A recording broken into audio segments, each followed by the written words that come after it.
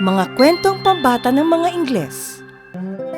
Si Goldilocks at ang tatlong oso. Noong unang panahon, may isang Papa Bear, Mama Bear, at Baby Bear na nakatira sa isang maliit na bahay sa kagubatan. At isang batang nagngangalang Goldilocks kasama ang kanyang pamilya.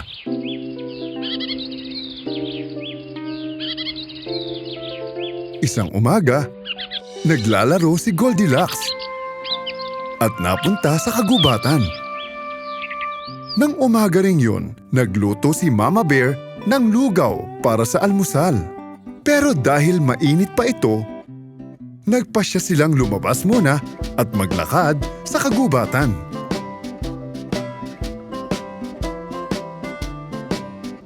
Sa kanyang pamamasyal, nakita ni Goldilocks ang isang bahay na may malaking pintuan.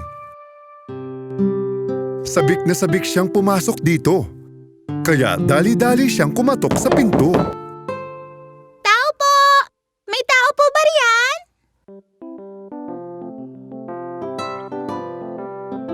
Pero walang sumagot, kaya nagpatuloy siyang pumasok sa pinto. May nakita siyang mesa at sa ibabaw nito, may 3 mangkok ng lugaw. Nagutom bigla si Goldilocks. Wow! Ang bango naman ng lugaw na to! Matikman ko nga! Tinikman niya ang lugaw sa unang mangkok, ang pinakamalaki sa 3. Aray! Sobrang init naman ng lugaw na to! Napaso tuloy yung dila ko! Tinikman niya ang lugaw sa pangalawang mangkok. Naku! Masyado namang malamig tong isang to!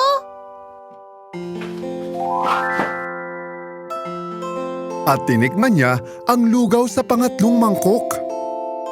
Ah! Ito ang tama sa panlasa ko!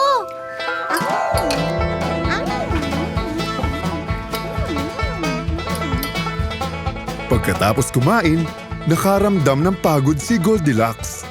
Kaya pumunta siya sa sala kung saan mayroon 3 upuan. Umupo siya sa unang upuan para magpahinga. Ang laki naman ng upuan na to! Kaya naupo siya sa pangalawang upuan. Ito rin! Napakalaki para sa akin! Kaya sinubukan niya ang ikatlo at pinakamaliit na upuan. Ito ang upuan na para sa akin! Pero pagkaupo niya, nasira ito. Naku po! At tuluyang napagod si Goldilocks. Pero wala siyang maupuan. Kaya umakyat siya sa hagdan patungo sa kwarto.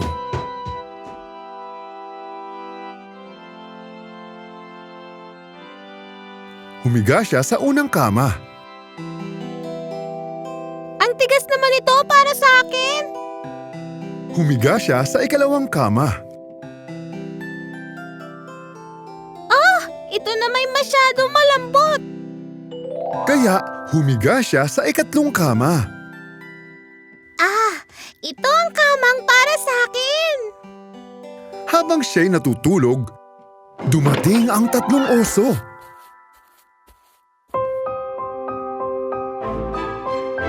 Ha! May kumain ang aking almusal! Galit na sabi ni Papa Bear. At may kumain din ang lugaw ko. May kumain din ang lugaw ko! At inubos pa niya ito!